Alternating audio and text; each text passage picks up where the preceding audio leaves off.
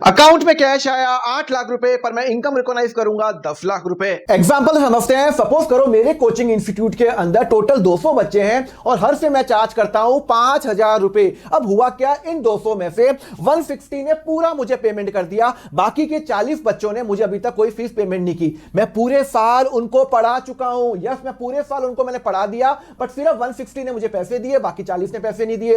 अब actual concept क्या बोलता है कि आपको अपनी इनकम रिकॉग्नाइज करनी है। अगर आपने सर्विस दे दी है, क्या पैसे आए हो या नहीं आए हो। तो यहां पे मुझे पैसे 8 लाख आए हैं पर मेरी इनकम 8 लाख नहीं है, मेरी इनकम 10 लाख है, बिकॉज 200 बच्चों को मैंने पढ़ाया है। तो जो 200 बच्चे इंटू मेरा कितना, मेरी फीस है 5,000, तो मेरी जो इनकम हो जाएगी वो 10 लाख हो जाएगी। तो मैं इसकी अकाउंटिंग एंट्री कैसे करूंगा आपको ये भी बता देता हूं। देखो मेरे पास कितने बच्चे हैं, 200 बच्चे हैं, कितने रुपए मेरे पास 8 लाख आए, तो मेरे पास कैश आया। चलो ठीक है भाई, कैश आया। कैश क्या है, मेरा एसेट है। जब जब मेरा एसेट बढ़ता है तब वो क्या होता है, डेबिट होता है। कितना कैश आया, पर 8 लाख कैश आया। अच्छा अब एक बात बताओ, मुझे कितना कैश आना बाकी है, 2 लाख रुपए आना बाकी है। तो 2 लाख रुपए आने बाकी है, उसको मैं बोलूंगा एक्रूड इनकम। क्या बोलूंगा मैं, एक्रूड इनकम बोलूंगा। मुझे आने बाकी है तो मतलब ये भी मेरा एक एसेट हो गया, मुझे उनसे पैसे लेने हैं, तो ये भी क्या हो जाएगा, मेरा डेबिट हो जाएगा। और मेरी जो कोचिंग इनकम है, कोचिंग इनकम है वो कितनी है,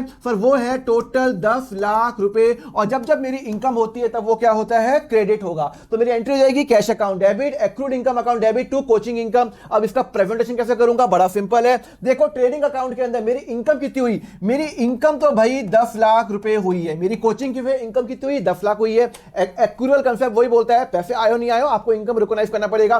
कैश कितना आया है, पर कैश तो मात्र 8 लाख रुपए आया है, तो बाकी के 2 लाख क्या है, आने बाकी है। तो वो मेरे बैलेंस शीट में एज एसेट दिखेगा कि 2 लाख रुपए मेरे आने बाकी है। कंसेप्ट में आया। अगर आपको कंसेप्ट में आया तो फटाफट इसका मुझे आंसर दो। क्या आंसर होगा, ए बी सी, नीचे कमेंट करके बताओ। एंड अगर आपको मेरा अकाउंट्स का A to Z कोर्स चाहिए 10 घंटे का, मैंने पूरा अकाउंट एक्सप्लेन किया है, तो नीचे टाइप करो कोर्स, मैं आपको उसका लिंक भेज दूंगा।